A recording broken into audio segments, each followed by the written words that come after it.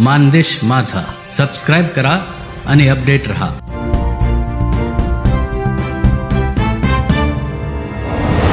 Digital media संपादक पत्रकार संघटनेचे दुसरे राज्यस्तरीय अधिवेशन संपन्न. श्री सिद्धगिरी कनेरी मठ कोल्हापूर इथे दिनांक 28 जानेवारी ते 29 जानेवारी डिजिटल मीडिया संपादक पत्रकार संघटनेचे अधिवेशन संपन्न झाले.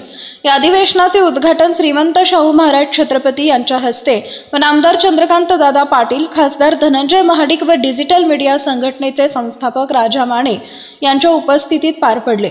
यावेळी महाराष्ट्रातील विविध जिल्ह्यातून डिजिटल मीडियाचे पत्रकार बहुसंख्येने उपस्थित होते. सन्माननीय आदरणीय छत्रपती राजे यांचं सोहळ्याला पुन्हा एकदा स्वागत. चंद्रकांत दादा पाटील साहेब यांचं स्वागत मी पश्चिम महाराष्ट्र राज्याचे अध्यक्ष विकासजी भोसले साहेब यांनी आपल्या हस्ते या ठिकाणी करावं अशी मी विनंती करते. सन्माननीय विकासजी भोसले यांना विनंती, आपल्या हस्ते आपण त्यांचं स्वागत या ठिकाणी करावं. याचबरोबर या निमित्तानं आवर्जून उपस्थित असणारे या कोल्हापूर नगरीचे लोकप्रिय असे खासदार आदरणीय धनंजयजी उर्फ मुन्ना साहेबजी महाडिक यांचं स्वागत, त्यांचं आदरातिथ्य या ठिकाणी होतंय. मी राज्याचे उपाध्यक्ष सन्माननीय सतीशजी सावंत साहेब आपल्याला विनंती करते, आपल्या हस्ते आपण त्यांचं स्वागत, त्यांचं आदरातिथ्य या कार्यक्रमासाठी करावं. यावेळी व्यावसायिक, राजकीय, सामाजिक, सहकार, शैक्षणिक, कृषी व वैद्यकीय क्षेत्रात काम करणाऱ्या मान्यवरांना महाराष्ट्र महागौरव पुरस्कारांनी सन्मानित करण्यात आले. या राज्यस्तरीय अधिवेशनाचा समारोप महाराष्ट्राचे उपमुख्यमंत्री अजितदादा पवार यांच्या उपस्थितीत झाला. या समारोप कार्यक्रमात महाराष्ट्राचे उपमुख्यमंत्री श्री अजितदादा पवार यांची रोखठोक मुलाखत अभिनेते गिरीश कुलकर्णी यांनी घेतली. मानदेश माझा दहिवडी चॅनलला सबस्क्राईब केलं नसेल तर सबस्क्राईब करा, लाईक करा, शेअर करा. तर आत्ताचं जे राजकारणाचं स्वरूप आहे ते तुम्हाला, कारण तुम्ही आमच्यातले वाटता, असं असताना तुमच्यातल्या संवेदनशील माणसाला या राजकारणाबद्दल काय वाटतं, काय कशी व्याख्या करता तुम्ही या राजकारणाची? काय झालं, अलीकडच्या काळामध्ये काही राज्यांच्या मध्ये एका पक्षाचं सरकार येण्याचे दिवस संपलेले आहेत. आता तुम्ही बघितलं असेल कालच बिहारमध्ये काय घडलं ते. पूर्वीचा काळ तसा नव्हता. अलीकडच्या काळामध्ये वेगवेगळे राजकीय पक्ष वेगवेगळ्या पद्धतीने आपली आपली भूमिका मांडण्याचा प्रयत्न करत असतात, परंतु त्याचबरोबर जर एखाद्याला बहुमत नसेल तर बहुमत मिळवण्याच्या करता काही इतर सहकाऱ्यांना पण बरोबर घेऊन त्यांना सरकार स्थापन करावं लागतं. आता 2019ला देखील सरकार स्थापन करत असताना काँग्रेस आणि राष्ट्रवादी ही एकत्र महाविकास आघाडी म्हणून लढली आणि त्याच वेळेस 25 वर्षाची मैत्री असणारा शिवसेना आणि भारतीय जनता पक्ष हे एकत्र लढले. निवडणुका झाल्यानंतर काय अचानक गोष्टी घडल्या, कुणाचं काय मनात आलं काही कळायला मार्ग नाही आणि एकदम शिवसेनेने निर्णय घेतला की आम्ही जरी भारतीय जनता पक्षाबरोबर निवडून आलेलो असलो तरी आम्हाला भाजप बरोबर जायचं नाही. आमचे एक वेळेसचे विरोधक काँग्रेस किंवा राष्ट्रवादी असतील तरी आम्ही त्यांच्याबरोबर जायला तयार आहे आणि तशा प्रकारचा निर्णय 2019ला झाला आणि ते सरकार आलं. वास्तविक सरसेनापती हिंदू हृदय सम्राट बाळासाहेब ठाकरेंनी जी शिवसेना काढलेली होती ती कोणत्या उद्देशाने काढली ते आजही त्यांचे वेगवेगळ्या प्रकारचे तुम्ही जर क्लिप बघितल्या किंवा भाषणं ऐकली तरी ते त्याच्यामध्ये स्पष्ट त्यांची भूमिका असायची आणि त्या पद्धतीनं त्यांनी जोपर्यंत ते हयात होते तीच भूमिका घेऊन ते पुढे गेले. परंतु त्याच्यानंतरच्या काळात उद्धवजींच्याकडं शिवसेनेची सूत्र आली, अर्थात ती बाळासाहेबांनीच दिली. ती आल्यानंतर त्यांनी कशा प्रकारे निर्णय घेतले, त्याच्यामागचं काय कारण आहे, कशामुळे ते दुखावले गेलेले होते आणि त्याच्यामुळे 25 वर्षाची मैत्री सोडून त्यांना सरकार स्थापन करण्याच्या करता निवडणुकीच्या निमित्तानं जनतेने कौल दिलेला होता. कारण दोघांची संख्या यांची 105 यांची 56 म्हणजे क्लिअर मेजॉरिटी 161 होती, शिवाय अपक्ष होते. परंतु त्यांनी ती भूमिका घेतली आणि वरिष्ठ पातळीवर तिन्ही पक्षाच्या वरिष्ठांनी ठरवलं आणि कुणाच्या ध्यानीमनी नसताना, पत्रकार मित्रांच्या ध्यानीमनी नव्हतं, ज्यांचा राजकारणाच्या संदर्भातला गाढा अभ्यास आहे त्यांनाही वाटलं नाही, परंतु अचानक घडलं आणि ते सरकार अस्तित्वात आलं आणि त्याच्यातून विचारधारा वेगळी, भूमिका वेगवेगळ्या वेगळी. मग काय करायचं तर कॉमन मिनिमम प्रोग्राम केला गेला आणि कॉमन मिनिमम प्रोग्राम करून त्याच्यातलं ज्या विषयावर मतभेद आहेत ते विषय बाजूला ठेवायचे, जे विषय मतभेद विरहित आहेत परंतु राज्याच्या भल्या करतायत, राज्याचं कल्याण करणारे आहेत, राज्याला पुढे नेणारे आहेत, ते विषय घ्यायचे. परंतु दुर्दैवाने त्या मधल्या काळामध्ये 1.5-2 वर्ष संपूर्ण जगात, राज्यात, आपल्या देशात करोना आला आणि त्या करोनाच्या काळात बराच काळ आमचा त्या करोनामधनं लोकांना बाहेर काढण्याच्या करता, त्याच्याकरता जे काही पायाभूत सुविधा देणं वगैरे अशा पद्धतीनं गेला. आणि नंतर पण हे सरकार चाललेलं असताना 2.5 वर्ष झाल्यानंतर आत्ताचे राज्याचे मुख्यमंत्री सन्माननीय एकनाथराव शिंदेंनी वेगळी भूमिका घेतली. त्याच्यात पण त्यांचं पक्षांतर्गत काय ठरलं मला माहिती नाही, परंतु भूमिका घेतली. ते राज्याचे प्रमुख झाले, देवेंद्रजी उपमुख्यमंत्री झाले, सरकार त्याचं काम करायला लागलं, आम्हाला विरोधी पक्षामध्ये बसायला लागलं. मी आपल्याला एक सांगतो की नुसतं विरोधी पक्षामध्ये बसलं तर तुम्ही विकासाची कामं करू शकत नाही. तुम्ही विरोध करू शकता, सत्ताधारी पक्षाच्या ज्या काही चुका होतील त्या जनतेला दाखवू शकता, तुम्ही सातत्याने जागृत राहायचं काम करावं लागतं. जर एखादी गोष्ट घडली तर त्याच्यामध्ये विरोधी पक्ष नेता म्हणून किंवा विरोधी पक्ष म्हणून तुम्हाला तुमची भूमिका तिथं स्पष्टपणे मांडावी लागते. अशा प्रकारच्या गोष्टी त्या ठिकाणी कराव्या लागतात. परंतु आता आम्ही महाराष्ट्रामध्ये ज्यावेळेस फिरत असतो, पूर्वीचा काळ फार वेगळा काळ होता. आताच्या काळामध्ये त्या गावच्या सरपंच असतील, उपसरपंच असतील किंवा गावातले कुणी कार्यकर्ते असू द्यात, कुठल्याही राजकीय पक्षाचे असू द्यात, त्यांना आपली विकासाची कामं झाली पाहिजेत, माझ्या गावातले प्रश्न सुटले पाहिजेत, माझ्या नगरपालिकेच्या वॉर्डाचे किंवा कॉर्पोरेशनच्या वॉर्डाचे प्रभागाचे प्रश्न सुटले पाहिजेत. अशा प्रकारे कटाक्षाने त्यांचा कल असतो, प्रयत्न असतो. आणि मग त्याच्यातून 5 वर्षांनी पुन्हा निवडणूक आल्यानंतर ती महिला राखीव तरी वॉर्ड होतो किंवा पुरुष असतो किंवा ओबीसी होतो, SC ST होतो, अशा वेगवेगळ्या प्रकारच्या गोष्टी त्याच्यामध्ये घडतात. आणि ते सगळ्या गोष्टी ह्या अलीकडच्या ह्या 5 वर्षाच्या काळात, म्हणजे आता ह्या सगळ्या गोष्टीला जवळपास 4.25 वर्ष झाली. ह्या 4.25 वर्षाच्या काळात महाराष्ट्रातल्या जनतेने ह्या सगळ्या गोष्टी कशा कशा झालेल्या त्या पाहिलेल्या आहेत. त्याच्यावर प्रत्येकजण विचार करत असताना वेगळ्या पद्धतीने विचार करतो. मगाशी राजाभाऊ मानेंनी सांगितलं त्या पद्धतीनं साधारण इलेक्ट्रॉनिक मीडिया, सोशल मीडिया यांचा खूप मोठा पगडा आता ह्या सगळ्या गोष्टीवर आहे.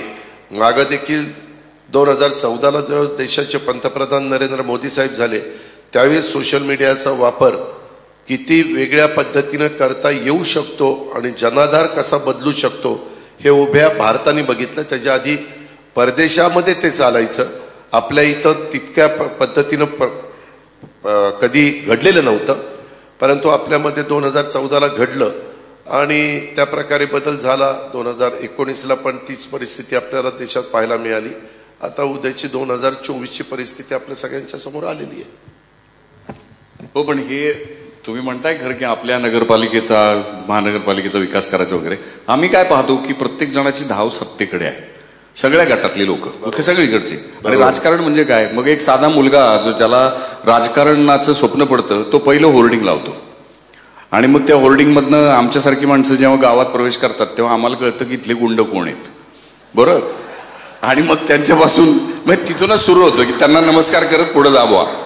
आता एका बाजूनी राजकारणाचं इतकं स्वार्थकारण त्याच्यात आलं, दुसरीकडनं गुन्हेगारीकरण आलं, भली धेंड अशी, आणि ती सरळ सत्तेमध्ये जातात आणि तुमच्यासारखी जी आमच्या विश्वासाची माणसं वरती बसलेली आहेत तिथे होऊ देतात. तर हे कसं काय? मी माझ्या स्वतःच्या राजकीय जीवनाला सुरुवात केली. राजकारण हा माझा पिंड नव्हता. मी असंच तिथं काम करत करत बारामतीमध्ये सुरुवात केली लोकांचे प्रश्न सोडवायला आणि त्याच्यातून मला संधी मिळत गेली. जनतेने मला पाठिंबा दिला. मी काँग्रेस पक्षामधनं मला खासदारकीची पहिल्यांदा संधी दिली. राजीव गांधी त्यावेळेस हयात होते, परंतु दुर्दैवाने आमचा प्रचार चालू असतानाच राजीवजींच्या बद्दलची जी घटना घडली आणि राजीवजी आपल्यातनं चेन्नईच्या परिसरात श्रीपेरुंबद्दूरच्या बाबतीमध्ये घडली आणि ते आपल्याला सोडून निघून गेले. त्याच्यानंतर 1 महिना प्रचार लांबलेला होता. तो पहिला काळ होता. त्यावेळेसची परिस्थिती आणि आताची परिस्थिती याच्यामध्ये जमीन आसमानाचा फरक आहे. दर 25 वर्षांनी नवी पिढी पुढे येत असते.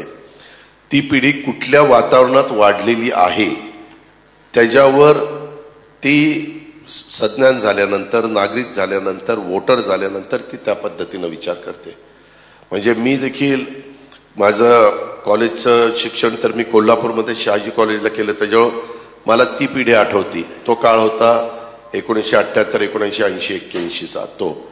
त्यावेळेसची परिस्थिती आणि त्यावेळेस लोकांचा, राजकीय लोकांच्याकडे बघण्याचा दृष्टिकोन, त्यावेळेस असणारे मग वेगवेगळे मान्यवर, यशवंतराव चव्हाण साहेब असतील, वसंतदादा पाटील असतील, हे दिग्गज मान्यवर, वसंतराव नाईक असतील, यांनी त्या काळात आपल्या महाराष्ट्रामध्ये सुसंस्कृत राजकारण कसं केलं पाहिजे हे चव्हाण साहेबांनी आपल्याला त्या काळात शिकवलं.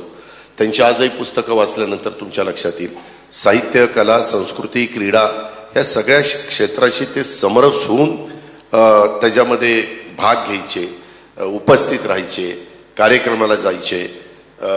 काही कार्यक्रम स्टेजवर चालू असलेला तरी महत्त्वाचं पद असलं तरी ते पब्लिकमध्ये बसून ऐकायचे, प्रतिसाद द्यायचे. ह्या गोष्टी नंतर फार कमी होत गेल्या.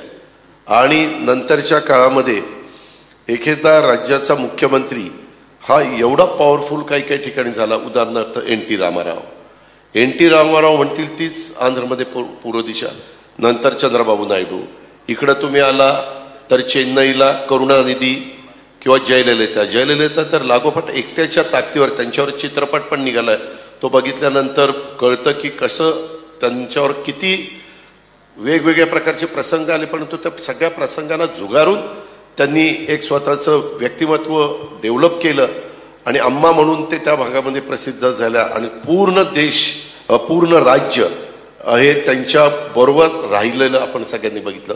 म्हणजे अशा प्रकारच्या गोष्टी अनेक राज्यांमध्ये घडल्या. मुलायमसिंग यादवच्या बाबतीमध्ये काही काळ घडलं, ममता बॅनर्जींच्या बाबतीमध्ये घडलं.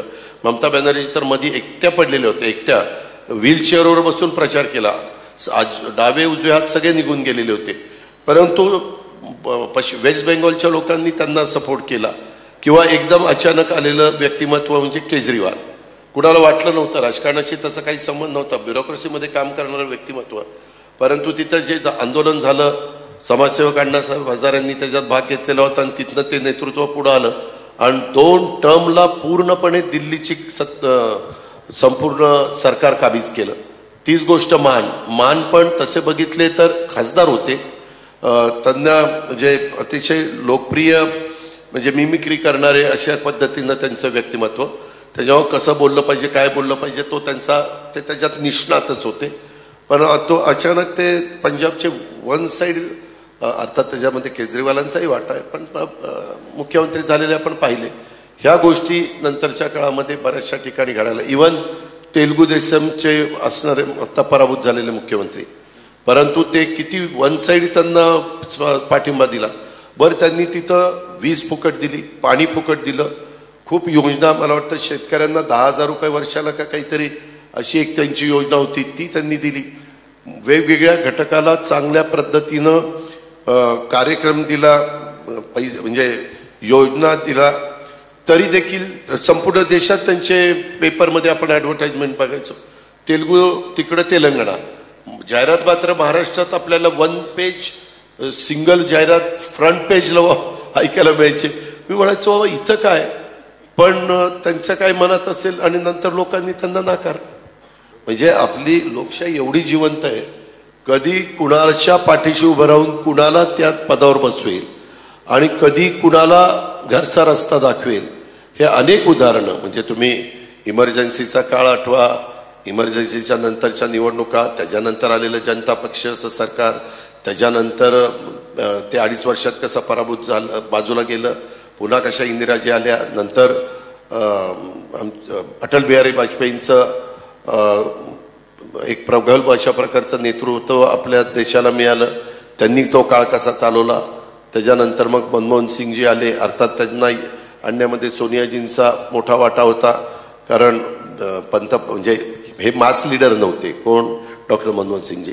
ते RBIचे गव्हर्नर होते, ते PV नरसिंहरावांच्या मंत्रिमंडळामध्ये फायनान्स मिनिस्टर होते, परंतु अर्थव्यवस्थेवर जबरदस्त पकड होती आणि खुल्या आर्थिक धोरणाचा स्वीकार करून खऱ्या अर्थाने जगामध्ये मंदीची लाट आल्यानंतर भारत देश जो वाचला, त्याला एकमेव कारण म्हणजे डॉक्टर मनमोहन सिंग यांची खुली अर्थव्यवस्था, कारण तेव्हा मला त्यांच्याबरोबर 6 महिने खासदार म्हणून काम करण्याची संधी मिळालेली होती.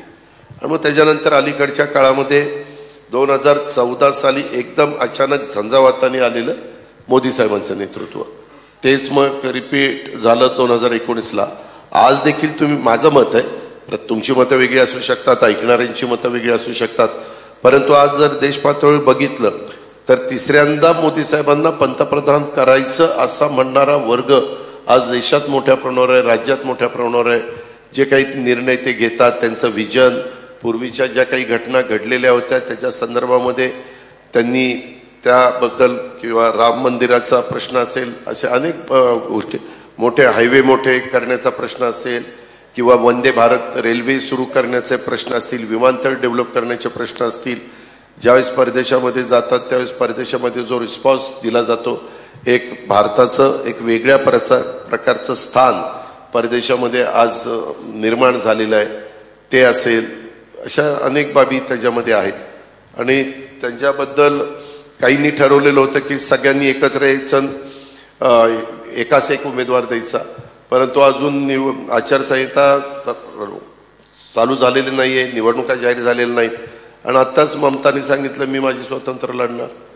काल नितीश कुमारांनी लालू प्रसादांना सोडलं, ते पुन्हा इकडे आले, त्याच्यामध्ये मान म्हणालेत मी मला स्वतंत्र लढावं लागेल.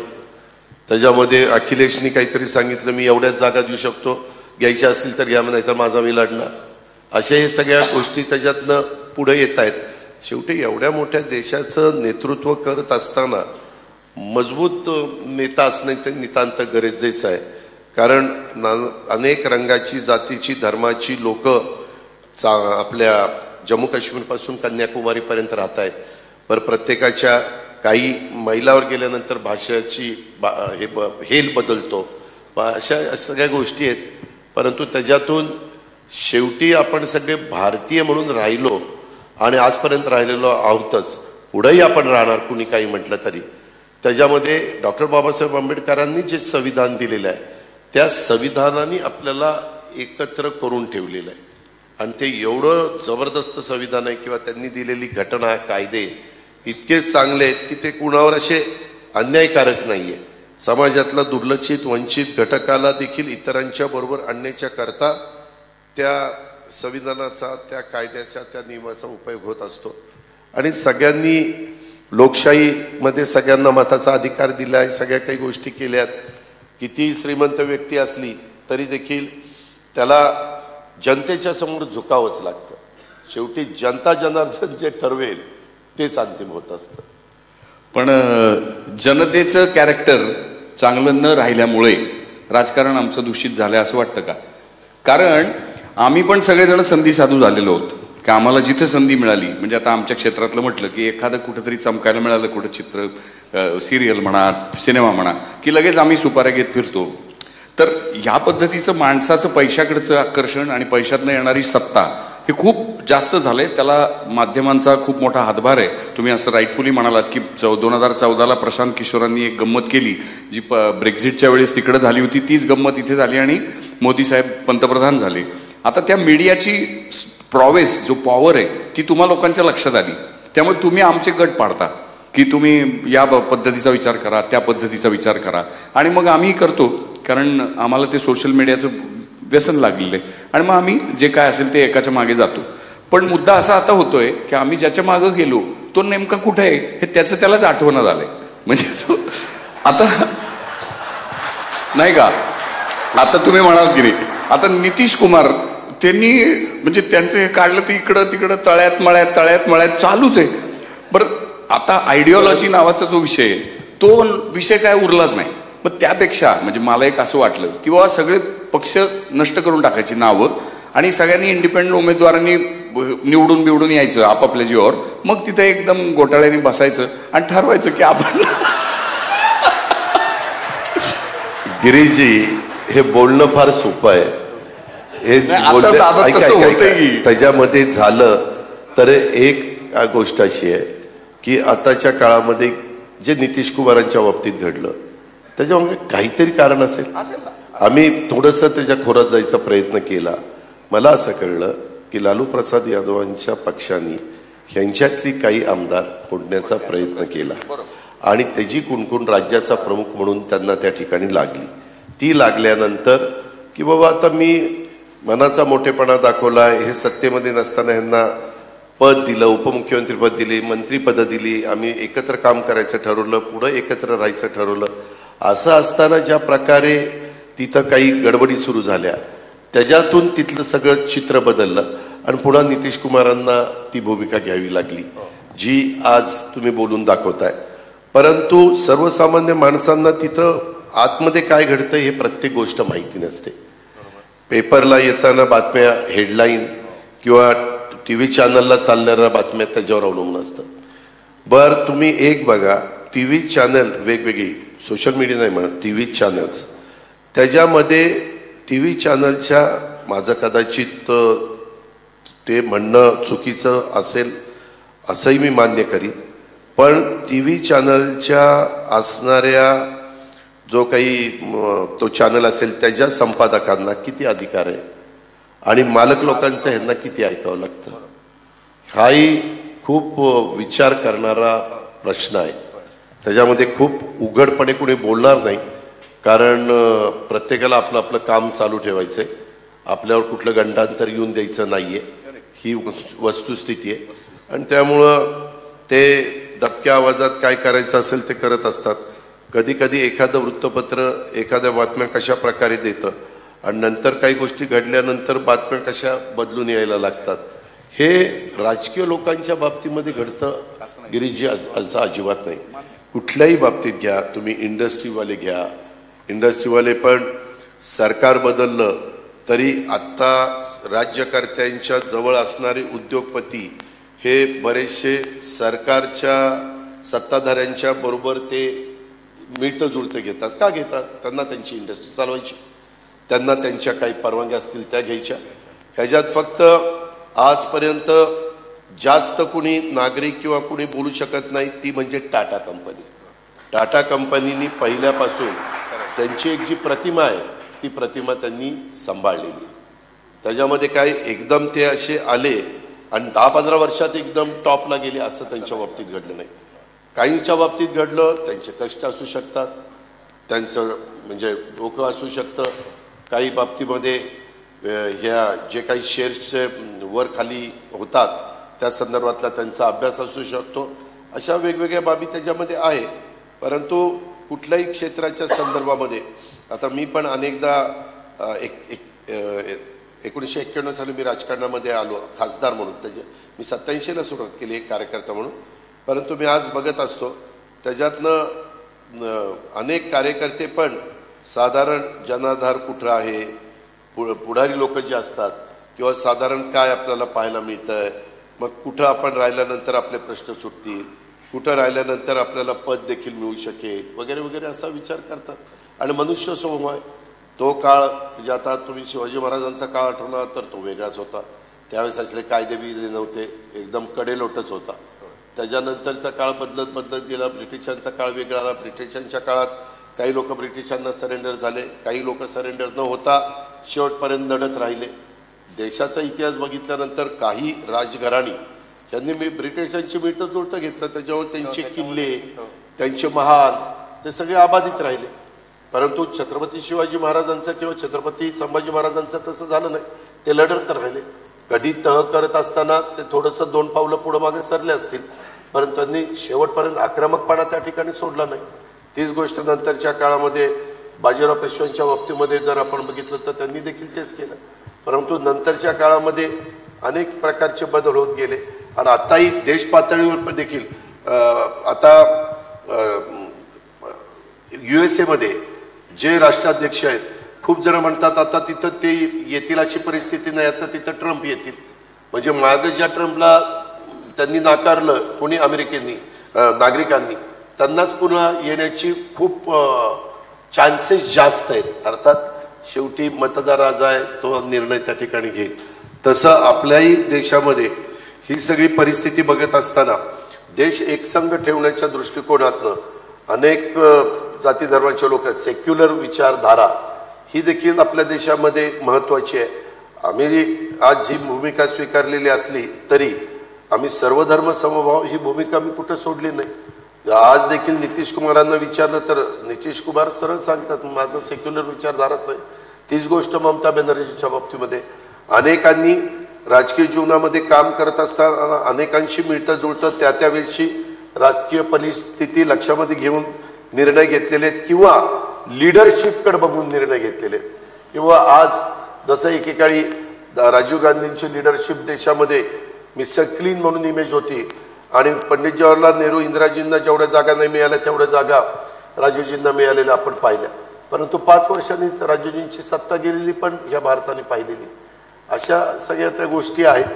त्याच्यामुळे आताच्या काळामध्ये काळानुरूप थोडंसं सगळ्यांनीच आपलं मत त्याच्याबद्दल ठरवलं पाहिजे की बाबा हे जरा आता अस्थिर झालेलं आहे आणि प्रत्येकजण आपापल्या परीनं शेवटी मी तरी काम करत असताना आपला राज्याचा विकास व्हावा, राज्याचे प्रश्न सुटावेत, देशामध्ये पहिल्या क्रमांकाचं राज्य म्हणून महाराष्ट्राचा जो नावलौकिक आहे तो नावलौकिक टिकावा आणि सगळ्यांना गुण्यागोविंदांनी राहता यावं। कुठलाही घटकाला तिथं भीतीनं तो जगतोय किंवा तो अस्वस्थ आहे आणि तो राहतोय, एक एक दिवस तो काढतोय, अशा प्रकारची वेळ कुणावरच येता कामा नये या मताचं मी। पण किती बरोबर बोलला तुम्ही, भय म्हणजे निर्भय समाज असला पाहिजे।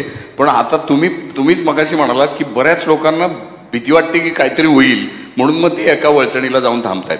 तर हे जे काय गणित होते ते काय, म्हणजे ते भय कितपत योग्य आहे असं दाखवणं, अशा पद्धतीची त्याच्या संदर्भामध्ये काय होतं, आम्ही ज्यावेळेस विरोधी पक्षात असतो त्यावेळेस कुठला ना कुठला मुद्दा काढायचा। तुम्ही बघा आता नितीश कुमारांची ज्यावेळेस ते लालू प्रसाद यादवांच्या बरोबर होते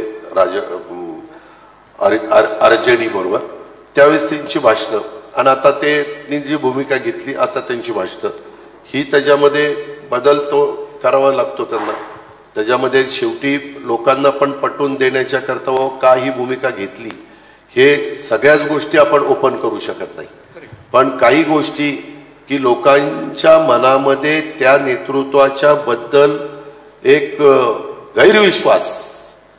विश्वासार्हता तरी कमी होऊन देता कामा नये, नाहीतर तुम्ही राजकारणात टिकणारच नाही। अगदी बरोबर पण हीच विश्वासार्हता म्हणजे आम्हाला ते असं म्हणले होते की काय जान दे देंगे लेकिन भाजपा के साथ नहीं जाएंगे। तर मग आपलाच नेता असतो आणि आपल्याच नेत्याच्या त्या वाक्यावर कसा काय विश्वास ठेवायचा, कारण आता दुसरीच परिस्थिती आली। तर हे फार कुचंबणा आमच्यासारख्यांची होते। मान्य आहे, तुम्ही राजकारणात नसल्यामुळे तुम्ही एक कलाकार असल्यामुळे परंतु जबाबदार नागरिक असल्यामुळे तुम्ही त्या अँगलने विचार त्या ठिकाणी करत असता। आता उदाहरणच घ्या, कलाकार म्हणून एक आठवलं नाना पाटेकर काय म्हणाले, माझं पूर्णपणे कुटुंब आणि माझे वडील काँग्रेस विचाराचे होते कारण त्यावेळेस काँग्रेसच होती। नाना पाटेकर आले त्यावेळेस म्हणले मी शिवसेनेचा होतो, म्हणले ना की मी शिवसेनेबरोबर होतो आणि बाळासाहेबांचे विचार अनेकांना आवडले होते, दादा कोंडकेलाही आवडलेले होते, तसेच त्यांनाही आवडले, ते त्यांच्या विचाराबरोबर राहिले। त्याच्यानंतर आता ते म्हणतात की मला भाजपचे विचार आवडतात। आता तीच व्यक्ती तोच कलाकार, परंतु त्या काळामध्ये त्यांच्याही मनामध्ये मतपरिवर्तन झालं, त्यालाही काही कारण असू शकतात ना। ते जर आपण नानाशी बोललो तर तुम्ही पण नानाशी गप्पा मारू शकता, मी नाना दिलखुलासपणे सांगणार, नाना काय हातचा बच्चा ठेवणार नाही, ही वस्तुस्थिती। हो नाही पण नाना उत्तम अभिनयपटू आहेत हे तुम्हाला माहिती आहे। अभिनयपटू पण उत्तम नाना वक्ता पण आहे। हा, नाना उत्तम वक्ते आहेत आणि अतिशय भारतातले कसलेले अभिनेते आहेत, परखड त्यांचं हे असतं, तेच म्हणजे परखडपणा म्हणा किंवा इतरही गुण यांचा अभिनय ते उत्तम करतात। तर त्यामुळे पण मला वेगळंच म्हणायचंय दादा की तुम्ही आता बऱ्याच विषयांना स्पर्श केला आणि फार महत्वाचं बोललात तुम्ही की आम्ही आमच्याकडेच बघतो एका परीनं की ह्या नानांच्या उदाहरणातून तुम्ही सांगितलं की आम्ही पण वेगवेगळी वळचण पकडतो आहोत, नागरिक म्हणून, मतदार म्हणून। आम्ही वेगवेगळ्या वेळेस पूर्वी जे एक आयडिओलॉजी नावाचा विषय होता, एक काहीतरी विचारधारा आणि त्याच्या ती धरून तुम्ही सगळेजण जायचात म्हणजे राजकारणी लोक, आणि मग त्याच्यात जर समजा नाही सत्ता आली लोकांना जाऊन सांगायचं की आमची विचारधारा कशी चांगली, आम्ही कसं चांगलं काम करू, ते जर नाही पटलं तर सत्तेतनं म्हणजे विरोधी बाकावर बसायचं। त्याचा कधी अपमान वाटत नव्हता, लोकांना त्याचा कधी त्रास वाटत नव्हता. विरोधी पक्षांमध्ये इतकी चांगली आपल्या मांदियाळी आहे महाराष्ट्रातच घडलेली, आणि त्या लोकांनी इतकी मोठमोठी कामही उभी केलेली आहेत, म्हणजे सत्तेमार्फत करवून घेतलेली आहेत. किंवा आता हे नुकतंच आडम मास्तरांनी जे उभं केलं सोलापुरात, आणि त्याला मोदी साहेबांनीच बळ दिलं. म्हणजे आडम मास्तर तर कधीच सत्तेत नव्हते, पण ते काम झालं सोलापुरात जे झालं ते. तर असं पूर्वी होत होतं.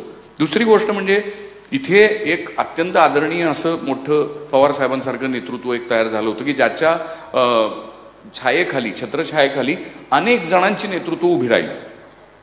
आता त्यांनी एखादा प्रश्न नवा विचारणं, आपल्याच वडिलांना प्रश्न विचारलंच पाहिजे. मी एक जाऊन द्या ना बाळासाहेब नावाचा सिनेमा केला होता याच विषयावर, की विचारले पाहिजेत, म्हणजे राजकारणामध्ये इन्व्हेन्शन काहीतरी नवता येईल, आणि तो तुम्ही इव्हेंच्युअली विचारला. पण तेव्हा नेमकी काय भावना झाली, म्हणजे आता माणूस म्हणून आणि पॉलिटिशियन म्हणून एक थोडं द्वंद्व तर झाला. मी तुम्हाला सांगतो की मी पण बरेच वर्ष राजकारणात आमच्या वरिष्ठांच्या बरोबर काम केलेलं आहे. ज्या वेळेस जी भूमिका घेतली गेली, त्या भूमिका का घेतली गेली हे न विचारता एक कार्यकर्ता म्हणून त्या भूमिकेचं समर्थन करणं आणि पुढे जाणं, एवढा एकमेवच विचार आम्ही त्या ठिकाणी केला. त्याच्या संदर्भातलं बाबा 91ला आम्ही काँग्रेसमधनं उभं राहिलो, 95ला काँग्रेसमधनं उभं राहिलो, 99च्या निवडणुका आल्या त्यावेळेस परकीय मुद्दा पुढे आला, परकीय मुद्दा काढला गेला, आणि आता आपल्याला ह्यांच्याबरोबर जायला नाही पाहिजे, कारण देशाचं पंतप्रधान पद एका परदेशी व्यक्तीला का द्यायचं, त्याच्यातनं फूट पडली. ठीक आहे, वरिष्ठांनी निर्णय घेतला, आम्ही मान्य केला. हा निर्णय झाला मे जूनमध्ये, आणि जुलै ऑगस्ट सप्टेंबर ऑक्टोबर 4 महिन्यांनी पुन्हा काँग्रेसच्या बरोबर सरकार स्थापन करायला सांगितलं. आम्ही ज्युनियर होतो, ठीक आहे सरकार स्थापन करायचं करा, आम्ही त्या पद्धतीने सरकारमध्ये आलो. परंतु त्यावेळेस सिनियर नेते असणारे भुजबळ साहेब असतील, तारिक अनवर असतील, संगमाजी असतील, आज संगमाजी हयात नाही, परंतु पदमसिंह पाटील असतील, विजयसिंह मोहिते पाटील असतील, हे सगळे दिग्गज नेते होते. परंतु आज त्याच्यातला एकही नेता बरोबर नाही आहे. आज सगळेच नेते बाजूला गेलेले आहेत. त्यावेळेस आम्ही ज्युनियर होतो, मी असेल, जयंत पाटील असतील, दिलीप वळसे पाटील असतील, सुनील तटकरे असतील, आर पाटील असतील. आर पाटील आज हयात नाही. त्याच्यामुळं त्या गोष्टी आम्ही करत गेलो, आणि उद्याच्याला कधी काळी अनेकदा विचार करत असताना भारतीय जनता पक्षाबरोबर पण जायचं ठरवलं गेलेलं होतं, आणि आम्हाला सांगण्यात आलेलं होतं. तुम्हाला आठवत असेल 2014ला पूर्ण निकाल लागायच्या आधी, विधानसभेचा पूर्ण निकाल लागायच्या आधी टीव्हीला लगेच प्रफुल्ल पटेलांनी स्टेटमेंट केलं, आम्ही बाहेरनं भारतीय जनता पक्षाला पाठिंबा देणार. वरिष्ठांनी निर्णय घेतला, आम्ही गप्पा ऐकून घेतला, आणि त्या प्रकारे पाठिंबा दिला गेला. आणि त्यावेळेस शिवसेनेला बाजूला ठेवलं, सरकार आलं, देवेंद्रजी मुख्यमंत्री झाले. त्याच्यानंतरच्या काळामध्ये पुन्हा आम्हाला सांगण्यात आलं की आता सरकारमध्ये आपण पण जायचं, परंतु पुन्हा काय घडलं माहिती नाही. म्हणले नाही, जरा अडचणी आहेत, सोडून द्या. आम्ही आपलं विरोधी पक्षात काम करत राहिलो.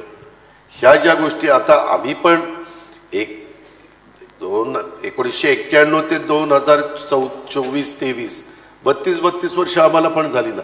शेवटी उद्याच्याला विचार करत असताना पुढच्या कार्यकर्त्यांचं काय, पुढच्या पिढीचं काय, उद्याच्याला काय भवितव्य आहे, कामं करत असताना आज देशामध्ये कोण नेतृत्व म्हणून आपल्याला दिसतंय, एक मजबूत नेता, जागतिक दर्जाचा नेता म्हणून कोण दिसतंय, कुणाला विजन आहे. आज आपला भारत देश तुम्ही पहिल्यापासून बघा, कुणीतरी एक मजबूत नेता असेल तर देश पुढे चाललेला आहे. पंडित जवाहरलाल नेहरूजींच्या काळात तेच घडलं.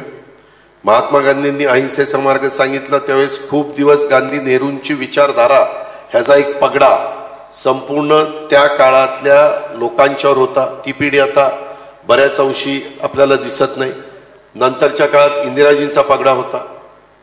त्याच्यानंतरच्या काळामध्ये इंदिराजी जरा इमर्जन्सीच्या बाबतीत त्यावेळेस जनतेला वाटत होतं की हे चुकीचं झालेलं आहे, हे जरा हुकुमशाही पद्धतीचं झालेलं आहे, लोकांनी नाकारलं.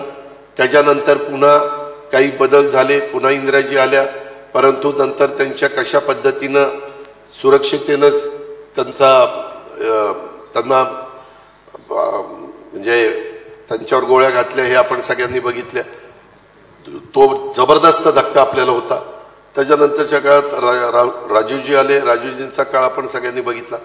याचा अर्थ ह्या देशामध्ये एक कोणतरी मजबूत नेता असल्याशिवाय देशाचा कारभार नीट चालत नाही असं माझं स्पष्ट मत झालं आहे. माझं मागे जनता पक्षाच्या काळात त्यावेळेस अनेकांनी वेगळी भूमिका घेतली आणि वेगळी भूमिका घेऊन एक वेगळा बदल केला. जनता पक्ष म्हणून नवीन पक्ष उदयाला, नांगरधारी शेतकरी म्हणून त्या ठिकाणी आला. त्या काळामध्ये अनेकांनी विशेषतः बिहार, उत्तर प्रदेशमध्ये फार मजबूत भूमिका घेतली गेलेली होती आणि बाकीच्यांनी सगळ्यांनी साथ दिली. परंतु ते सरकार तर 2-2.5 वर्ष पण टिकलं नाही. अतिशय हुशार माणसं त्याच्यात होती, हुशार, परंतु ती हुशार माणसांची सगळी डोकी एकत्र आल्यावर सगळ्याच बट्ट्याबोळ झाला की नाही. म्हणजे ती खिचडीच झाली. खिचडी चालत नाही आपल्या लोकांना. पण आता तुम्ही जे असं म्हणताय की काय स्थलकाल परत्वे परिस्थितीनुसार वेगवेगळ्या गोष्टी कराव्या लागतात, पुढची पिढी, मोठं नेतृत्व, त्यावेळेसच्या परिस्थितीचा विचार करावा लागतो. पण म्हणून हे राजकीय वातावरण सगळं एवढं गढूळ का व्हायला पाहिजे? म्हणजे जबाबदारीनी, सभ्यपणाने मत भिन्नता का नाही बोलली जात? ते पण आपल्याला का गिरीशजी टाळी एका हाताने वाजत नाही, दोन्ही हात लागतात. काही जण रोज सकाळी 9-10 वाजले हो की भोंगा चालूच करतात, वाचतोच. हो. आणि ते बोलताना कधी एखादं चांगलं घडलं तरी त्याला सपोर्ट करायचं असं कधी नसतं. चांगलं झालं तरी त्याच्यातलं वाईट काय झालंय तेच काय कुणाच्या मनात नसणार तिथं आणायचं आणि त्याच्यावर त्याचं डोकं गर गर गर गर गर केलं पाहिजे. हे असले जे प्रकार आहेत ना. नाही, आणि त्याच्यामध्ये मीडियावाल्यांचा पण भरपूर हात आहे.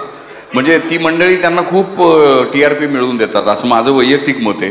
पण नाही, ते मीडियावाले काय म्हणतात, ठेव का आम्ही ज्यांचं दाखवल्यानंतर आमचा TRP वाढतो त्यांचंच दाखवणार. पण TRP वाढवण्याच्या नादात ते वाईट भाषा वापरतात असंही माझं मत आहे की जास्त वाईट बोललं, काहीतरी एकदम टोकाचं काहीतरी बोललं की लोक अरे काय बोलले हे बघा म्हणून लोक सगळे बघत. बरोबर आहे.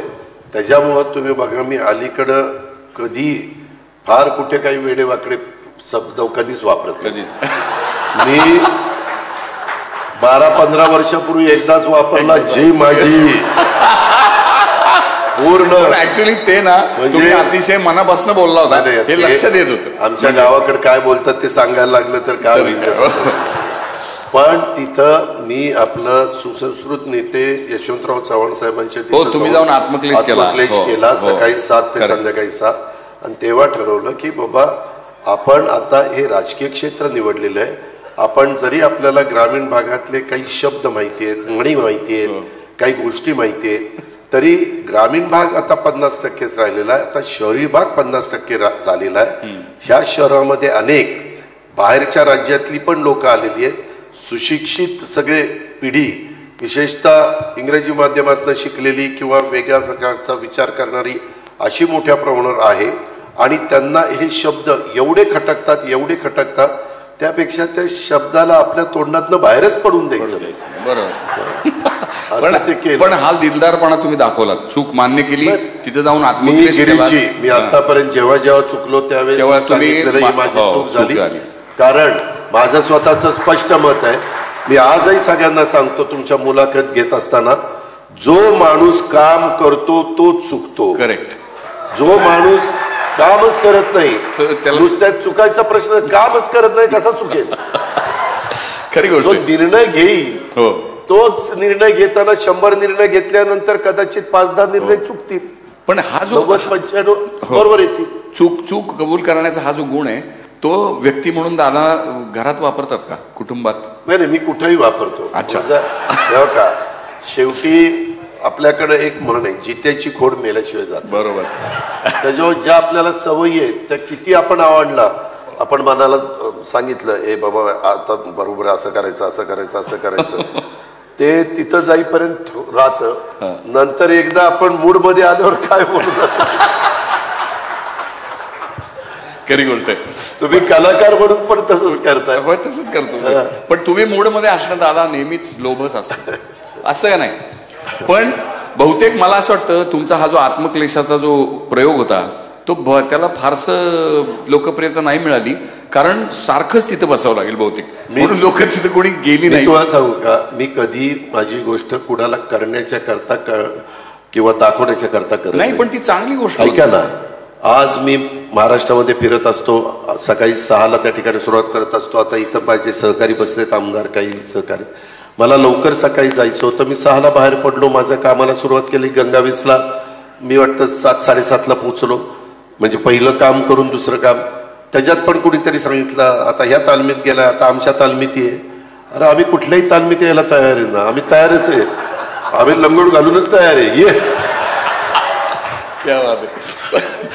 त्याच्यामुळे मला एवढं सांगायचं, आपलं काम करायचं. काही जण तुम्ही पहा, बरोबर आपला फोटो कसा येईल, तिथं आपली वेगळ्या प्रकारची म्हणजे इमेज कशी वाढेल, अशा पद्धतीनं काम करणारा खूप वर्ग आहे. आता त्याला वाटतं की तसं केल्याशिवाय आपण पॉप्युलर होणार नाही. पण आम्ही ज्या वातावरणात लहानाचे मोठे झालो त्यावेळेस मीडिया, सोशल, इलेक्ट्रॉनिक हा प्रकार नव्हता, मोबाईल फोन हा प्रकार नव्हता, हे सगळं नंतर आलेलं आहे. आता त्या नंतरच्या गोष्टीचा मदत घेऊन, फायदा घेऊन काही लोक आपापल्या परीनं काम करतात. परंतु तुम्ही पूर्णपणे त्यांच्या 24 तासातलं काम काढा, किती तास त्यांनी काम केलं, किती. आता परवा 26 जानेवारी होती, माझ्याबद्दल तर एक मस्त चाललंय इलेक्ट्रॉनिक मीडियात. मी जरा कार्यक्रम काही रद्द केले माझ्या काही पुढच्या ह्याच्यावर, अजित पवार नॉट रिचेबल. आता काय मी सारखं त्यांना रिचेबल व्हायला पाहिजे का? मला घरात कोणी ठेवणार नाही सागर रिचेबल झालं तर. दुसरी गोष्ट, त्या दिवशी ते आमचे आपल्या राज्याचे मुख्यमंत्री चर्चा करत होते. मध्ये जे काही आरक्षणाचा मुद्दा उपस्थित झालेला होता, त्यांच्याकडे त्यांनी भांगे सचिव आणि काही लोकांची टीम पाठवलेली होती. आणि त्यांनी आम्हाला सांगितलं होतं की थोडंसं महत्त्वाची गोष्ट आहे आणि राज्याच्या दृष्टीने महत्त्वाचीच होती. त्याच्यामध्ये मुंबईमध्ये जर एवढा मोठा समाज आतमध्ये गेल्यानंतर मुंबईकरांना काही त्रास सहन करावा लागला असता. कोर्टाने सांगितलेलं असतं कायदा सुव्यवस्था ठेवण्याची जबाबदारी ही राज्य सरकारची, त्याच्यावर ते राज्य सरकारचंच काम होतं. आणि ह्याच्यातनं पण नीटपणे मार्ग निघावा, प्रत्येकाचा मान सन्मान त्या ठिकाणी राहावा, कुणालाही त्याच्यामध्ये असं काहीतरी खटकेल असं कोणी वागू नये. म्हणून मग मी झेंडावंदन केलं, माझी एका संस्थेची जनरल बॉडी केली, नियामक मंडळ केलं, इतर एक कार्यक्रम केला. आणि नंतरचे कार्यक्रम मी कळवलं की मला रद्द करावे लागतात. आणि म्हणजे CM साहेबांच्या संपर्कात मी आणि देवेंद्रजी आम्ही होतो. कारण कधी पण विचार करत असताना काही निर्णय घ्यायचा तर आज 3 पक्षाचं आमचं सरकार आहे.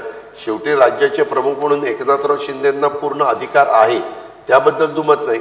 परंतु अशा प्रकारचे काही निर्णय ज्यावेळेस घ्यायचे असतात ते देवेंद्रजींच्याही कानावर घालतात, माझ्याही कानावर घालतात. आम्हालाही थोडं बहुत अनुभव, देवेंद्रजींना 5 वर्ष मुख्यमंत्री पदाचा अनुभव आहे, मला अनेक वर्ष उपमुख्यमंत्री पदाचा अनुभव आहे. त्याच्यामुळं पुढची काही गोष्टी करत असताना त्याच्यातनं महाराष्ट्रातलं वातावरण खराब होऊ नये, काही तेढ कुणाच्या मनामध्ये निर्माण होऊ नये, काही त्याच्यामध्ये वेगळ्या विकृती त्याच्यातनं पुढं येऊन काहीतरी असं आंदोलन भरकटलं जाऊ नये, ही आमची भावना होती, बाकी काही नव्हती. पण एकूण आता आपण महाराष्ट्रभरात सगळीकडे पाहिलं तर माणूस एकमेकाला जोडला जायच्या ऐवजी परत परत वेगवेगळ्या गटातटामध्ये विभागलेला जाताना दिसतो. म्हणजे मग तो जातीच्या नावाखाली, धर्माच्या नावाखाली हे विभागणं काय आहे? लोकांना का एकमेकापासून? कारण आपण नावं घेतो ज्या धुरीणांची, सगळे आपले जे पूर्वसुरी आणि ज्यांचे आपले डोक्यावर हात आहेत, म्हणजे डॉक्टर आंबेडकरांपासून ते ज्योतिबा फुले आणि शाहू महाराज. मताशी 100% सहमत आहे. काय झालं आमच्या लहानपणी, त्याच्यामध्ये शाळेमध्ये जाताना कोण कुठल्या जातीचा धर्माचा काही माहिती नसायचं. सगळे बाकड्यावर बसायचे, सगळ्यांचे कपडे सारखे असायचे, सगळे पुस्तकं वह्या घेऊन यायचे. त्याच्यानंतरच्या काळामध्ये काय व्हायला लागलं, मागासवर्गीय मुलांचं हॉस्टेल, मागासवर्गीय मुलींचं हॉस्टेल, आदिवासी मुलांचं हॉस्टेल, आदिवासी मुलींचं हॉस्टेल, ओबीसींचं हॉस्टेल, अल्पसंख्याकांचं हॉस्टेल, हे नाही ह्या घटकांच्या करताच हॉस्टेल निर्माण व्हायला लागली. भटक्यांच्या मुलांच्या मुलींच्या करता हॉस्टेल. माझं मत आहे की ठीक आहे, जो वर्ग त्यांना मदत केली पाहिजे, परंतु त्या हॉस्टेलमध्ये इतर देखील वर्गाची मुलं ठेवा ना, संख्येने कमी ठेवा, पण त्याच समाजाची मुलं ती त्या हॉस्टेलमध्ये राहून मग ते त्यांचाच विचार त्या ठिकाणी करतात. उद्याच्याला गिरीशजी कुलकर्णी असतील, अजित पवार असतील, राजा माने असतील, आणखीन कोण असतील, हे वेगवेगळ्या आडनावाची वेगवेगळ्या जाती धर्माची मुलं ही एकत्र राहिली तर त्याच्यामध्ये देवाणघेवाण होते, त्याच्यामध्ये एकमेकाच्या बद्दलचं जी काही कधी कधी जी भावना वाढीला लागती, आपल्यावर अन्याय होतो, आपल्याकडे दुर्लक्ष केलं जातं, आपण संघटित झालं पाहिजे, आपण नाही संघटित झालो तर मग आपल्याला कुणी वाली राहणार नाही, हे जे काही सारखं त्याच्या डोक्यावर बिंबवण्याचं काम चालतं, हे या गोष्टी कमी झाल्या पाहिजे. ह्याच्यात हॉस्टेलमध्ये जसं तुम्ही इंग्लिश मीडियम स्कूलमध्ये असेल, CBSE मध्ये असेल, तर तिथं हॉस्टेलमध्ये कोण असतं इंडियन, कोण असतं आफ्रिकन, कोण असतं अमेरिकन, कोण असतं म्हणजे वेगवेगळ्या देशातली मुलं मुली असतात आणि ते व्यवस्थित बसून मग ते थोडंसं तुमचे माझे सण काय आहेत, तुमच्या माझे काय पद्धती आहेत, ते एकमेकाशी बोलतात आणि ह्याच्यातनं एकरूपपणा यायला मदत होते. मी अनेकदा सांगतो, मी कॅबिनेटला पण सांगतो, परंतु काय म्हणतात ते तसलं काही काढू नका, उगीच कुणाला दुखवायला नको, इलेक्शन जवळ आले, कुठल्या समाजाला दुखवायला नको. अरे कुठलं त्या आमचं सगळं त्या इलेक्शनवरच जाऊन पडतंय. काही झालं, इलेक्शन आलं, यांना हे माफ करा, त्यांना ते द्या, तिथं ते करा, तिथं ते करा. अरे इलेक्शन तर 5 वर्षांनी येणार, परंतु आपण मेसेज काय देतो समाजामध्ये, ज्यावेळेस आपण मेसेज द्यायचा प्रयत्न करतो त्यावेळेस थोडंसं प्रगल्भपणा, थोडंसं संकुचित वृत्ती डोक्यात काढा ना. त्याच्यात आम्ही पण काढायला तयार आहे, परंतु त्याच्यात बघा स्वतःला शाळा समजायला लागलाय, आता मोठा नेता झालाय, आता अध्यक्ष झालाय पक्षाचा. पण मी आज आता तुम्ही विचार केला, पण मी कॅबिनेटला अनेकदा सांगतो, मी नाशिकच्या सभेत सांगितलं, ह्या घटकाचं आता महाज्योतीचं हे वसतिगृह, सारथीचं हे वसतिगृह, बार्टीचं हे वसतिगृह, आदिवासीचं हे वसतिगृह, नाही ही समरसता आणायला पाहिजे आहे. आणि त्याच्यासाठी म्हणजे असं वाटतं की तुमच्यासारखे पुढारी जर जनतेला रोखठोकपणाने हे सांगतील की बाबा हे बरोबर आहे, तर ते कदाचित बदल घडतील, पण सावकाशीने घडतील, लगेच काय घडतील अशातला भाग नाही. पण एखाद दुसरी इलेक्शन सोडावी लागेल कदाचित त्यासाठी, पण तोपर्यंत आमचं वय होऊन जायचं. नाही नाही दादा, तुम्ही अजून यंग आहात. तर पण आता म्हणजे देशभरामध्ये भाजपबद्दल विरोधी पक्ष असं म्हणतो की हे पक्ष फोडतात आणि सत्ता कमवतात. अशा माणसांबरोबर जाऊन बसताना मग अडचण येते. तुम्ही मला सांगा, काँग्रेसचं ज्यावेळेस सरकार होतं, काँग्रेसच्या सरकारच्या काळात काँग्रेसही तेच करत ऐका ना, ज्यावेळेस जुन्या लोकांना माहिती असेल किंवा अभ्यास करणाऱ्यांना, 1957च्या इलेक्शनमध्ये तुमच्या माझ्या महाराष्ट्रात, विशेषतः पश्चिम महाराष्ट्रामध्ये शेतकरी कामगार पक्ष फार स्ट्रॉंग पक्ष होता, फार स्ट्रॉंग होता. इतकी मजबूत फळी होती, इतकी जबरदस्त त्यांची भाषणं व्हायची, विचारधारा वगैरे एवढं जबरदस्त होतं. त्यावेळेस एक सुसंस्कृत नेतृत्व चव्हाण साहेबांनी त्यांना सगळ्यांना सांगितलं, तुम्ही तिथं एवढं सगळं करत बसून विरोधी पक्षात राहून तुम्हाला कामं होणार आहेत का? तुम्ही काँग्रेसमध्ये या, काँग्रेसमध्ये आल्यानंतर तुमची कामं होती, तुम्हीच त्या ठिकाणी निर्णय घ्याल. आणि असं करून त्यांनी ते शेतकरी पक्षाचा कामगार पक्ष मग थोडा रायगडमध्ये राहिला, थोडा सांगोल्यात राहिला, थोडा आमच्या कोल्हापूरमध्ये राहिला, असं काही ठिकाणी राहिला आणि आता फार संख्येने कमी राहिलेला.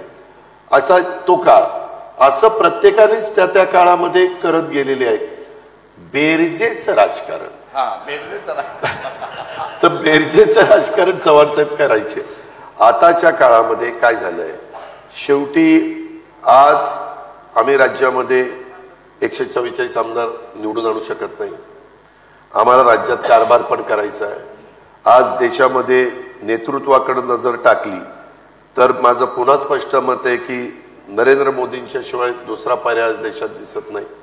मग त्यांच्या नेतृत्वाखाली त्यांचं विजन आणि त्यांचं जे काही सकाळपासून कामाची पद्धत, म्हणजे दिवाळी नाही, सण नाही, काही नाही, ह्याला बॉर्डरवर जायचं, जवानांच्या मध्ये ते साजरं करायचं, जेट लॅग नाही, परदेशातनं आलं की लगेच कार्यक्रम. त्या दिवशी सोलापूरला आडम मास्तरांचा कार्यक्रम झाला, दुपारी म्हणले मी जाणार आहे साऊथमध्ये आणि संध्याकाळी जाणार आहे तामिळनाडूमध्ये आणि तिथून पुढं दिल्लीला. मी सगळं ते सराजम दिसतो, विमानं अमुक तमुक, सिक्युरिटी, हे ते वगैरे वगैरे, पण जे मेहनत आणि जे कष्ट आणि डोक्याला जे सतत एवढ्या मोठ्या देशाचा कारभार सांभाळणं, आजूबाजूच्याही राष्ट्रांच्या मध्ये कुठं काही कुरापती झाल्यानंतर तिथं ताबडतोब निर्णय घेणं आणि ते निर्णय लेचे पैसे न घेणं, जे काही असेल ते ठोस निर्णय घेणं, ह्याच्यामध्ये शेवटी प्रत्येकाच्याच मनाला एक त्रास होतच असतो, टेन्शन असतं, प्रेशर असतं, पण त्यांनी ते हे केलेलं आहे, स्वीकारलेलं आहे आणि ते काम करतायत. हे बाकीचे भांडत बसतात एकमेकाशी. पण हे ज्या तपास संस्था आहेत त्यांचा वापर करणं म्हणजे बऱ्याच लोकांचं काही निघतच नाही, म्हणजे चालू राहतं तपास, ही झाली आणि त्यांचं काही निघत नाही. हे कसं काय? त्या संदर्भामध्ये आमच्या पण तपास यंत्रणांनी तपास केलेला आहे. ठीक आहे, तपास यंत्रणेचा तपास करणं हे त्या ठिकाणी काम आहे. आता मागे काय होतं, एकच गोष्ट सारखी सारखी सारखी सांगितल्यानंतर लोकांना त्याच अँगलने ते विचार करतात. आमचं मधल्या काळात महाआघाडीचं सरकार होतं, त्यावेळेस गिरीश महाजनांना अडचणीत आणण्याचा प्रयत्न झाला नाही का? त्याच्या संदर्भामध्ये तपास यंत्रणेकडनं देवेंद्र फडणवीसांना अडचणीत आणण्याचा प्रश्न झाला नाही का? कितीतरी लोकांची मी तुम्हाला नावं दाखवतो ना. मी दोन्ही बाजूनी म्हणतोय, हे कशाला असं का केलं जातं? ते त्याच्या संदर्भामध्ये जर माहिती काही मिळाली आणि तर तपास केला तर गोष्ट त्या ठिकाणी वेगळी. खरं तर ह्या सगळ्या संस्थांना स्वायत्तता आहे, त्यांनी स्वायत्ततेचा वापर करून त्या गोष्टी केल्या पाहिजेत असं माझं स्पष्ट मत आहे. पण त्याच्यात ज्यावेळेस कुणाच्या बाबतीत घडतं त्यावेळेस बोललं जातं की तपास यंत्रणा येते. आता त्याचा बोबाटा जास्त होतो. इन्कम टॅक्सला जर वाटलं की यांनी इन्कम मोठा केलाय परंतु टॅक्स दिला नाही तर ती यंत्रणा तपास करणारच. माझ्याकडे आता फायनान्स आहे, माझ्याकडे GST आहे, म्हणजे SGST माझं म्हणजे राज्याचं, स्टेटचं आणि CGST केंद्राचं. तर आम्हाला पण त्या CGSTला SGSTला हे रेट टाकायचा अधिकार आहे. त्याच्यामध्ये कुणी चुकीचं सापडलं तर जेलमध्ये टाकायचा अधिकार आहे. पण मी त्या कमिशनरला सांगतो, तुझं जे असेल तुझी टीम नियमाप्रमाणे करा. कुणालाही त्याच्यात मुद्दामून बळजबरीनं कुणीतरी सांगते म्हणून त्रास देता कामा नये. तुमच्या सोर्सेसमधनं माहिती आली, कुठं GST कुणीतरी चुकवलेलं असेल, अशा प्रकारची कागदपत्र तुम्हाला मिळाली तर जरूर तुम्ही जा, तुमचं काम करा. अशा पद्धतीने मी सांगतो. आता माझ्या काळामध्ये GSTचा रेट पडल्या तर अजित पवारांनी मुद्दाम रेट टाकल्या असं पण म्हणण्यात अर्थ नाही. आम्ही पण उद्याचार झालंच तसं. बघा अजित पवार आता GSTचा रेट टाकण्याला लागला असं होतं. असं होते.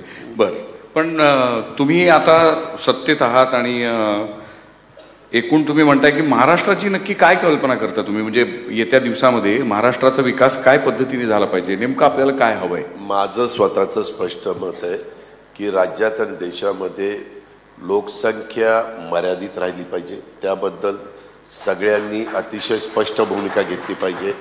वेगवेगळ्या जाती धर्माच्या लोकांनाही सांगितलं पाहिजे, कुठल्याही धर्मामध्ये किती पण तुम्ही लोकसंख्या वाढवा असं सांगितलेलं नाही, किती मुलं तुम्ही जन्माला घाला असं काही सांगितलेलं नाही. तिथं पहिलं सगळ्यांनी लक्ष दिलं पाहिजे.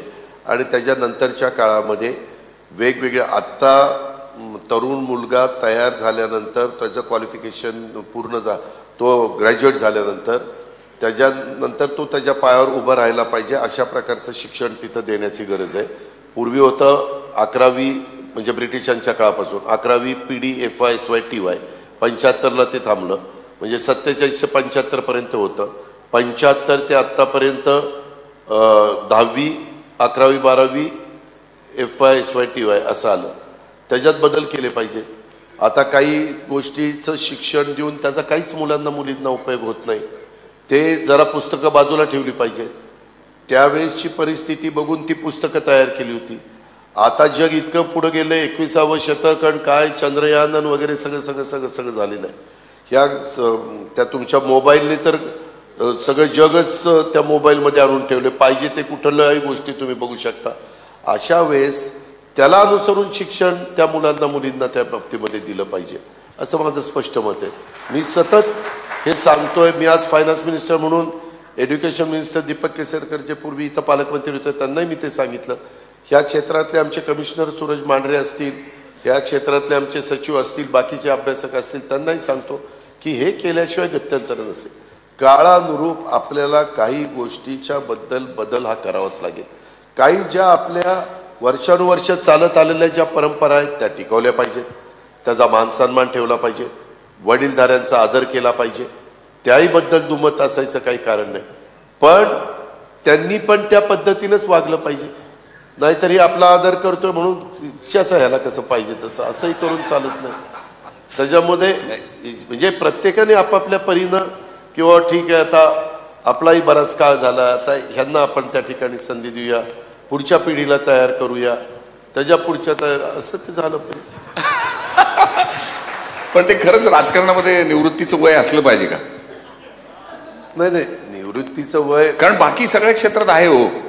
म्हणजे इव्हन आम्हाला सुद्धा आता आपली इतकी चांगली मुलाखत चाललेली का त्याच्यात मिठाचा खडा टाकायचा? मिठाचा नाही तसं नव्हे, जनरल असं म्हटलं. पण मला आठवतंय दादा, म्हणजे तुम्हाला कदाचित ते माहिती नसेल नाही, तुम्हाला आठवत नसेल, पण माझे एक ज्येष्ठ मित्र आहेत जे कोयनेमध्ये चीफ इंजिनियर होते आणि मोडक आणि दादांनी त्यांच्या म्हणजे त्या दादा आणि ती सगळी अधिकारी टीम यांनी इतकं भन्नाट महाराष्ट्राला म्हणजे कायम आयुष्यभर आपण कृतज्ञ राहावं असं काम केलेलं आहे. आणि ते काम मी जाऊन तिथं पाहिलं. त्याच्यावर आम्हाला सिनेमा करायचा होता. आणि आम्हाला मोडक सर म्हटले की दादा परवानगी देतील तुम्हाला शूट बीट करायला तिथे. पण ते राहून गेलं. ते येत्या दिवसात करू आम्ही. पण विषय असा होता की लेक टॅपिंग केलं होतं आपण. आणि ते लेक टॅपिंग माहिती आहे ना, कोयनेचा मोठा जलसागर आहे आणि त्याच्यात खालून भोग पाडले आणि मग ते पाणी घेऊन आपण जलविद्युत तयार करतो. तर ते अलीकडे पाडलं गेलं होतं. म्हणजे जमिनीतनं भोग पाड, जमिनीतनं खालून, जमिनीतनं पाडलं होतं. तर ते अलीकडे पाडलं गेल्यामुळे उन्हाळ्यामध्ये पाणी मागं जायचं, सरायचं आणि ते उघडं पडायचं होतं आउटलेट. आणि तिथून मग जलविद्युत करता यायची नाही म्हणून ते पुढे जाऊन आतमध्ये खोलात पाडायचं होतं जमिनीतनं भोग. तर ते काम करायला जे आपली कोयनेचं जे जलविद्युत केंद्र आहे ते फार इम्पॉर्टंट आहे. कारण ते भारताची सगळी महाराष्ट्राची सगळी ग्रीड बॅलन्स करायला उपयोगाला येतं. तर तिथली वीज निर्मिती बंद ठेवावी लागणार होती आणि दादांनी तो निर्णय दिला होता की करा बिंदास, मी सांगतो. आणि ते त्या सगळ्याच टीमनी म्हणजे फार धाडसानी ते काम केलं. भारतीय तंत्रज्ञांनी, ऑफिसर्सनी. आपल्याला नेहमी असं वाटतं की सरकारी माणसं काम करत नाहीत, पण ते मिरॅक्युलस काम केलं. आणि माझा असणारे मोडक म्हणून चीफ इंजिनियर आणि त्या सगळ्या टीमवर विश्वास होता. आपण आपल्या लोकांच्यावर विश्वास ठेवायला शिकलं पाहिजे. आपली लोक चांगलं काम करू शकतात, तेवढी धमक आणि ताकद त्यांच्यात आहे. सारखं शंका घ्यायची जमल का नाही, ह्याला जमल का नाही. ठीक आहे, 1 तास झाला 1 तास हो 40 मिनिटं होती राजा. झालं आता शेवट. बरं, आमच्या डिजिटल मीडियाचा हा जो उदय जो आहे तो कोविडच्या काळामध्ये झाला आणि राजाभाऊ मानेंनी त्याचं संस्थापक म्हणून जबाबदारी घेऊन त्यांनी ते उभं केलेलं आहे. तर त्यांना त्या डिजिटल क्षेत्राला एक सन्मानानं वागणूक मिळाली पाहिजे. त्याच्या मागाशी ऐका ना गिरीजी, मागाशी राजाभाऊ बोलत असताना मी ते बारकाईनं ऐकत होतो. आमच्याकडे ते डिपार्टमेंट आहे एकनाथराव शिंदे साहेबांच्याकडे प्रसिद्धी आणि हे, पण मी तिथंच ढकलतो अशातला भाग नाही. मला सारखे फोन येत आहेत. पुढची माझा 5ला कार्यक्रम होता, हे काय हसन मुश्रीफांचे सारखे फोन येत आहेत. तर त्याबद्दल माझी राजाभाऊंनाही विनंती आहे, तुम्ही तर म्हणजे काही हे डिजिटलचे सगळे मान्यवर त्यांनी ह्यांना पण एकनाथराव शिंदे साहेबांशी पण बोलावं, देवेंद्रजींच्याही कानावर घालावं. माझा ह्या गोष्टीला राजाभाऊ पूर्ण पाठिंबा राहील. मी उद्याच्याला माझी देवेंद्रजींच्या बरोबर चर्चा आहे. काल मी आणि CM त्या शंभूराज देसाईंच्या लग्नात एकत्रच होतो, तर मी त्याच्यामध्ये सकारात्मक आहे. शेवटी काही काही गोष्टी कराव्या लागतात, त्या वेळेची परिस्थिती बघून, आणि त्या आपण करू. पण आपल्यातले जसं थोडंसं आम्हाला म्हणजे राजाभाऊंच्यामुळं आणि ह्या बाकीच्या सगळ्यांच्यामुळं मी जसा इथं आलो, तसं इतर पण एकनाथराव शिंदेंच्या संबंधित काही असतील, देवेंद्रजींच्या असतील, त्यांनी तिथंही प्रयत्न करावा, म्हणजे आपल्याला हे लवकर करून घेता येईल. मी अजिबात टाळत नाही, मी पूर्णपणे सकारात्मक या बाबतीत आहे. संपायची का? Thank you so much. किती तुम्ही दिलखुलास बोललात.